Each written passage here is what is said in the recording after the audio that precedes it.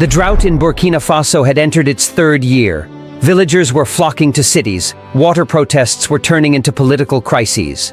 Ibrahim Traoré's government was teetering. French and American intelligence were preparing an operation codenamed Water Coup to overthrow Traoré. But no one knew about the Blue Belt project that Traoré was developing with a team of engineers trained in China. Thousands of people had gathered in Ouagadougou's main square with empty water containers chanting, "We want water!" For 3 years there had been no proper rainfall. Burkina Faso's lakes had dried up, its rivers reduced to thin streams. From the presidential palace window, Ibrahim Traoré watched this demonstration, his face expressionless, but his mind in turmoil. Defense Minister Ouedraogo stood beside him, presenting the latest reports. "Mr. President, the situation is getting worse every day. 5 cities in the northern regions have been completely abandoned. People are either coming to the capital or massing at the Mali border." "How is the situation in Mali?" asked Traoré. "They're better off thanks to the Niger River, but they've closed their borders too. They're not taking any refugees."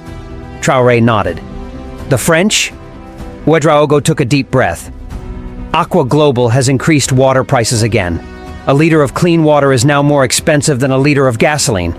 And they're only selling for foreign currency." "They're not actually selling water," said Traoré, his voice trembling with controlled anger. "They're buying our sovereignty. With every drop of water, they want us to submit a little more." Communication Minister Ouedraogo entered. "Mr. President, we're under siege by the international press. CNN, BBC, France 24. They're all broadcasting about government failure and the approaching humanitarian crisis. The opposition's statements are also going through foreign channels," added Intelligence Chief Sankara. Former Foreign Minister Kabore held a press conference in France. He called for international support to overthrow the government. Traoré studied the map on his desk. Once blue rivers and lakes were now brown. "They expect us to leave our people without water, then take out loans to buy this water from them," said Traoré. "First Sudan, then Egypt, Libya, now us. This is not a coincidence, it's a strategy." Just then, his assistant announced, "Mr. President, Dr. Zita is here. He wants to meet with you urgently. He mentioned Blue Belt." Everyone in the room looked at each other in surprise. Blue Belt was one of Traoré's most secret projects. Only a small circle knew of its existence. "Let him in," said Traoré. Adama Zita, a determined-looking engineer in his 30s, entered with a leather bag. "Mr. President, when I presented this project to you 2 years ago, you thought it was impossible. But now, our first test results have come in." On his tablet was a 3D model showing what lay beneath the Sahara. Right here underground at a depth of about 400 meters. As you can see, there's an ancient water basin. According to our geological estimates, this basin dates back to the last ice age and contains approximately 500 billion cubic meters of water. Traoré picked up the tablet, his eyes widening in disbelief. If this is true, this amount of water could meet Burkina Faso's water needs for 100 years, Zita completed. Not just Burkina Faso's, but all of West Africa's. That night, in a signal-proof room deep beneath the palace, Traoré gathered his closest advisors, Dr. Zita, Intelligence Chief Sankara, Defense Minister Ouedraogo, and Economy Minister Diallo. All the reports and maps brought by Zita were spread out on the table. "Theoretically, it's possible to extract this water reservoir," Zita was saying, showing a geological cross-section. "I consulted on a similar project in China. The basin there was closer to the surface, but the technology is the same." "What would the cost be?" asked Diallo, ever practical. "About $2 billion for the first phase. The total project could cost $5 to $6 billion. Diallo shook his head. "We don't have that kind of money in our budget. The IMF and World Bank are already pressuring us. They're not giving new loans." "The Chinese," Ouedraogo suggested. Sankara intervened. "The Chinese government knows that if they finance such a project, they'll be confronting the French. Especially right now, in the midst of trade wars, they won't want to take that risk." Traoré looked at the map on the table. The water basin extended beneath the north of Burkina Faso, just below the Sahara Desert. Part of it also extended into Mali territory. "We can't extract this basin alone," said Traoré. "Not just financially, but politically it's impossible. Western powers will do everything to prevent it." Why would they try to prevent it? Asked Zita somewhat naively. This is just water, a basic need for people's survival. Traore smiled bitterly. My young friend, if Africa controls its own water resources, the West's greatest weapon is taken away. Water is the new oil. Water scarcity is the greatest control of the New World Order. Then what will we do, Mr. President? Asked Sankara. The people are getting angrier every day. French agents are fueling this anger. A coup attempt is just a matter of time. After careful thought, Traore declared, we will start the Blue Belt Project, but not alone, together with other countries in the region. With Mali? Asked Ouedraogo in surprise. Our relations with them are at their lowest level. No, said Traore. We'll form a new alliance. Niger, Chad, Mali, Senegal, they all face the same problem. They're all in the grip of water scarcity, and they all want to break free from Western control. The room fell silent. What Traore was proposing was not just an engineering project, but a regional revolution. We'll proceed in stages, Traore continued. First, technical teams collaborate, then financial planning. Finally, we bring the leaders together. Meanwhile, we implement short-term solutions and give our people hope. The meeting continued through the night, laying groundwork for the Blue Belt Project. In Paris, Africa Desk Chief Philippe Dubois examined intelligence from Burkina Faso. His assistant reported, Director, we received an interesting signal from Burkina Faso last night. A long meeting was held in the room beneath the presidential palace. Because a signal blocker was used, we couldn't get the content, but we identified who attended. The assistant handed over a tablet. Scanning the list, Dubois paused at Dr. Adama Zita. Geologist and water engineer, the assistant explained. Studied in Shanghai for 5 years, worked on the Chinese government's Gobi Desert water projects. Dubois' eyes widened with concern. The Nubian Aquifer project in the Sahara. Is Traore trying to reach that underground water basin? Possible, sir. Recent geological research shows that the basin extends into Burkina Faso territory. Dubois immediately picked up his phone. Connect me with the foreign minister. Urgent. Within an hour, high-level officials had gathered at the French Foreign Ministry. At the table were the Foreign Minister, DGSE Director, Aqua Global CEO, and the Africa Affairs Advisor. If Traore starts this project, not only our control in Burkina Faso but in all of West Africa will be endangered, Dubois was saying. Aqua Global's water sales in the region will collapse. Our new uranium agreements in Mali and Niger will be jeopardized. We should accelerate the water coup operation, said the DGSE Director. We were waiting for all the opposition to come together to overthrow Traore, but we can't wait anymore. The foreign minister was cautious. An open intervention will lead to international reactions. Especially China and Russia will portray this as a new colonial intervention in Africa. It won't be a direct intervention, said Dubois. We'll support former Defense Minister Kabore. We'll encourage a popular uprising. We'll deepen the water crisis. Aqua Global CEO Pierre Renaud spoke up. Our company can reduce water supply for a while, citing technical problems. This will help deepen the crisis. Exactly, said Dubois. And remember, the Blue Belt Project is not just an economic threat, but a strategic one. If Traore starts this project and succeeds, other African countries will also take action for similar projects. What about the Chinese? Asked the foreign minister. Are they supporting this project? No direct support yet, said the DGSE director. But Zita's connections to China are strong. If the project progresses, China could provide technical and financial support. Then our priority is Zita, said Dubois. We either have to buy him or neutralize him. The meeting ended with the decision to accelerate the water coup operation. French intelligence activated its agents in Burkina Faso. 2 weeks later, at a secret military base 300 kilometers from Ouagadougou, Traore and Dr. Zita were explaining the Blue Belt Project to water engineers and geologists from 5 different countries. Traore stood in front of a large map showing the water basin beneath the Sahara. This basin doesn't belong to just one country. It crosses our borders just like rivers. Therefore, the solution must also cross borders. A water engineer from Mali spoke up. Mr. President, the financial dimension of this project concerns us. Our countries are already struggling with major economic problems.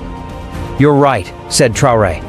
But consider that as West African countries, we're spending about $10 billion annually on water imports. This money goes directly to Western companies. The Blue Belt project could pay for itself in 5 years.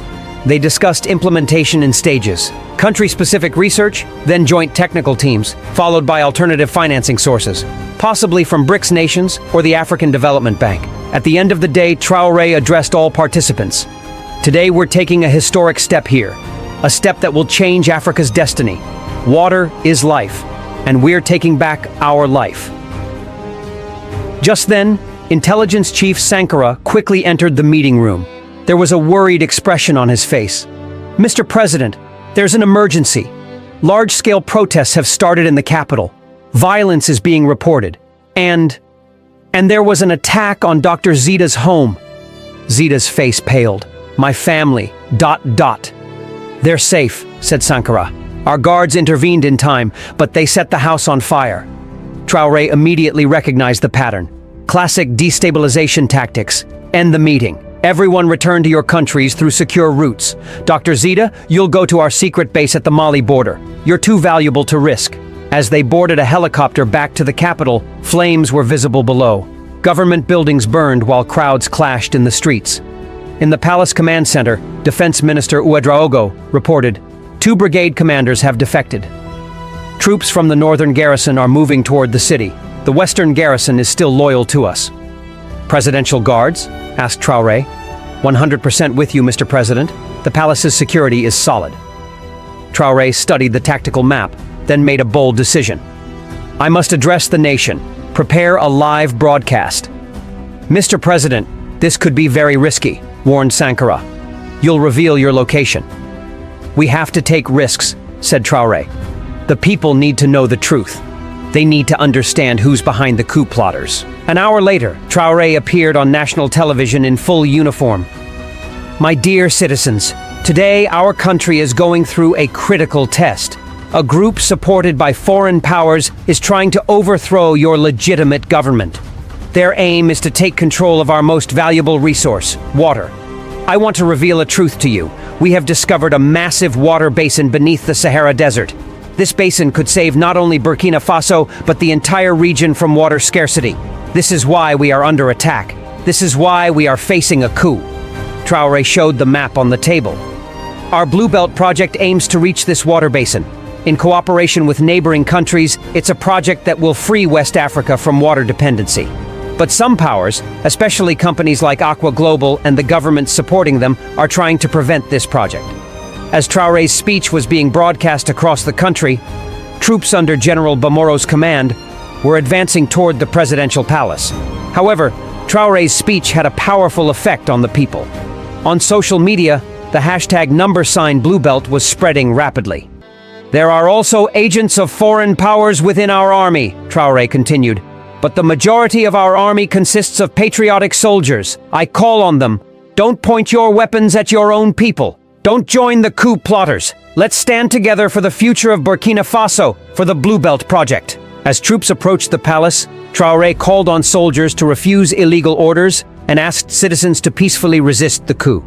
His words had immediate impact.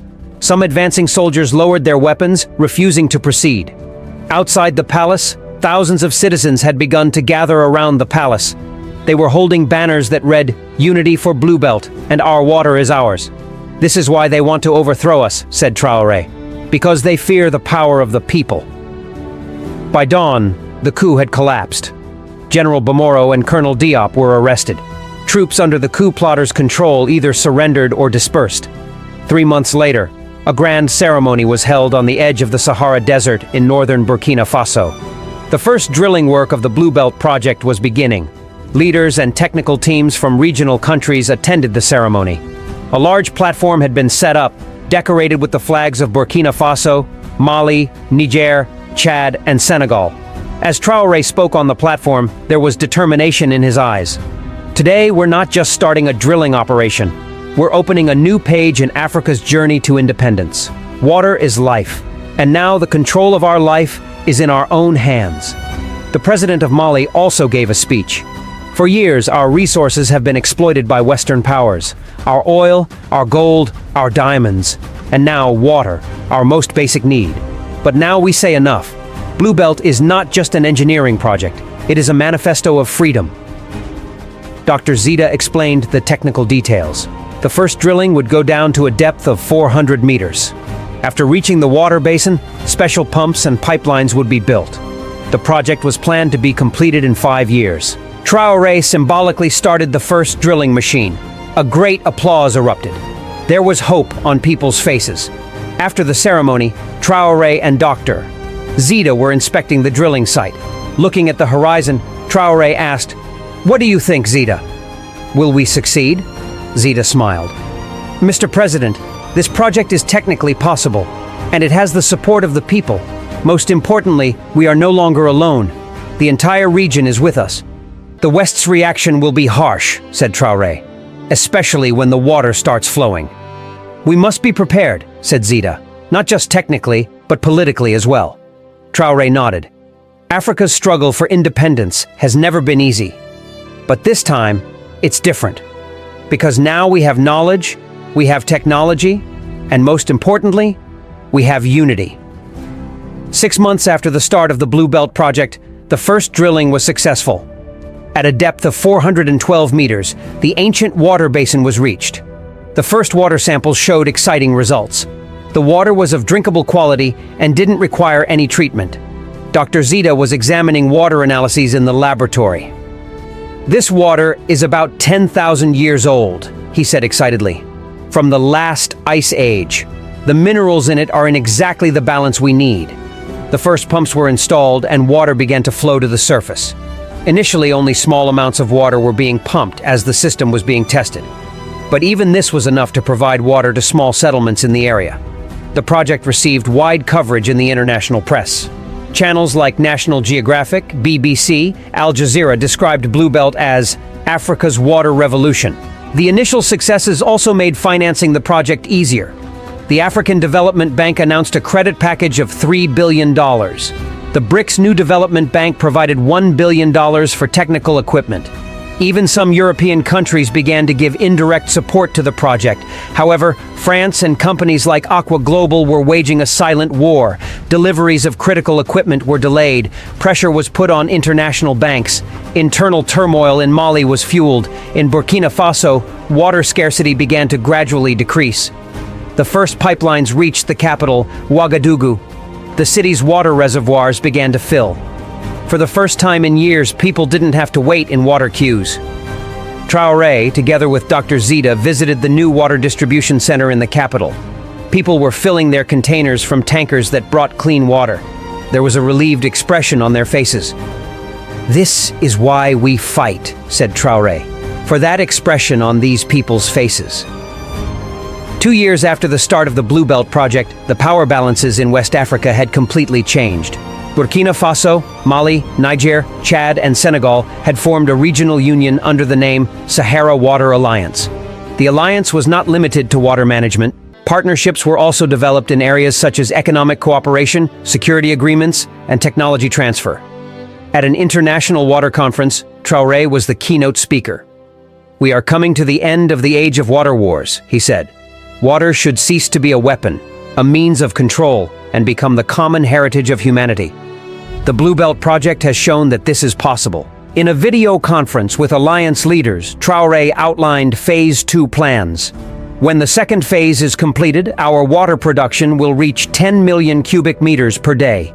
This is enough to meet the basic water needs of all people in our region. "And the third phase?" asked the president of Mali. "In the third phase, we will expand agricultural irrigation systems," said Traore. "We will open lands at the edge of the desert for agriculture. We can triple our food production." The president of Niger said, "I'm concerned about the West's new moves, especially the recent coup attempt in Nigeria could be connected to our project." "Of course," said Traore. "If Nigeria, the largest economy in West Africa, joins Blue Belt, the balance of power in the region will completely change. They will try to prevent this." The conference ended with a joint declaration. The alliance invited all countries in the region to join the Blue Belt project. The project was presented not just as a means of providing water, but as a platform for economic development and independence. In the 5th year of the project, Blue Belt was operating at full capacity. Water extracted from the basin beneath the Sahara was now being distributed to all 5 countries. Water scarcity had been largely solved in the region. Traoré visited the main pumping station in the north for the 5th anniversary celebrations of the project. Here, giant pumps were bringing millions of cubic meters of water to the surface every day. Dr. Zita was explaining the latest technical developments. The filters we've developed with new nanotechnology have reduced energy consumption by 30%. Also, our solar energy systems are providing 80% of the entire operation. Traoré stood in the control room of the station. On large screens, the entire system could be monitored live. Each pump, each pipeline, each distribution point. 5 years ago, there was only desert here, said Traoré. Now, there's one of Africa's greatest engineering marvels. Outside, a small city had formed around the pumping station.